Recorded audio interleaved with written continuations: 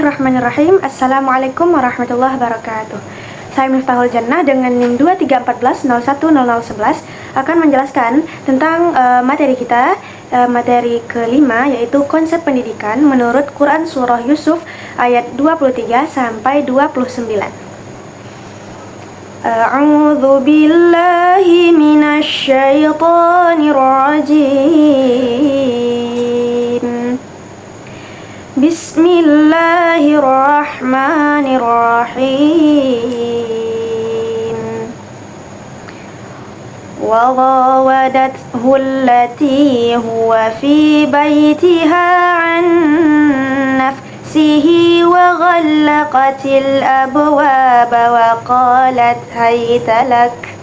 Qala ma'adzallahi innahu rabbi ahsana mathwaya innahu la yuflihu zalimun.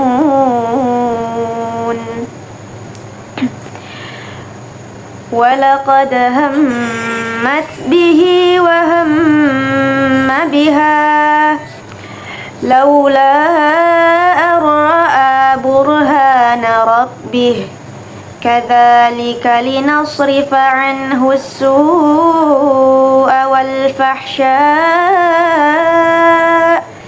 innahu min ibadina al-mukhlasin. واستبق الباب وقدت قميصه من دبر وألف يا سيدها لدى الباب قالت ما جزاء من أراد بأهلك سوءا إلا أن يسجن أو عذاب أليم.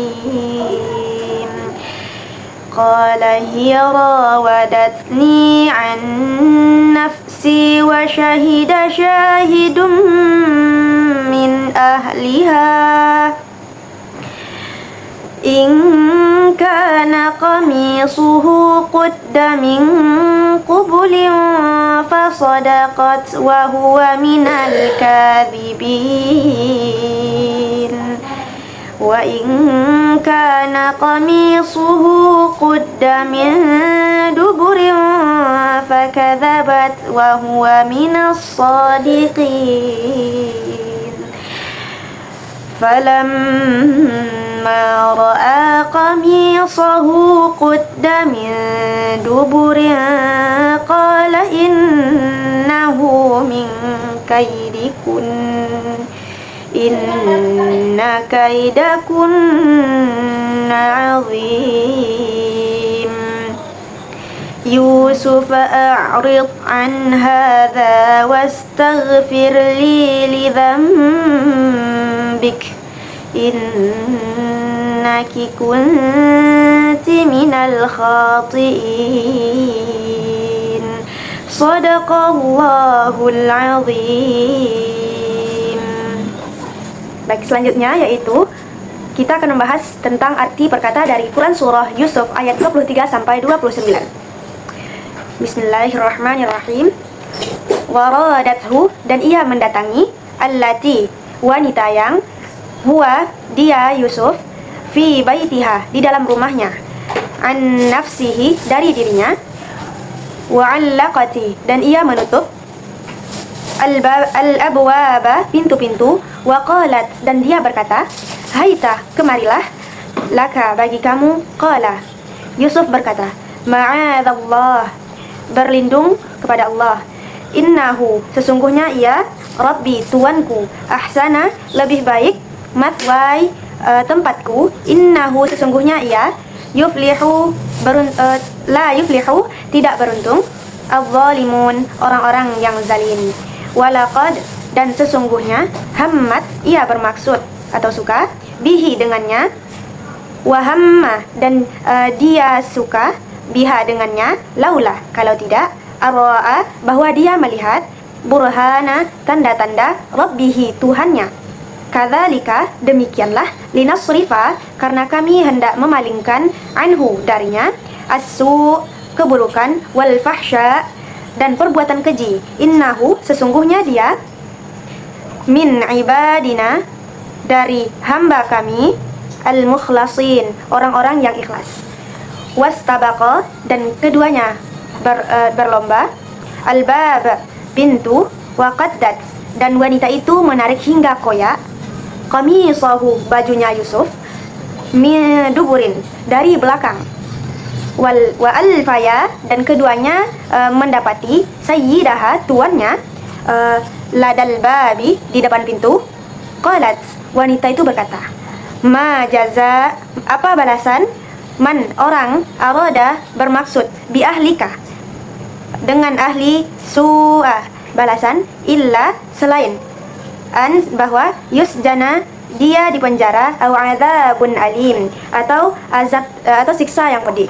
Lalu qala, Yusuf berkata, hiya rawadatni, dia menggodaku, an nafsi, dari diriku, wa syahida, dan memberikan kesaksian, syahidun, seorang saksi, min ahliha, dari keluarganya atau wanita, in kana, jika adalah, qamisuhu, bajunya, qudda qaya, min qablin, dari depan, fasadaqat, maka wanita itu benar, wa huwa minal kadhibin, dan dia Yusuf dari orang-orang yang berdusta.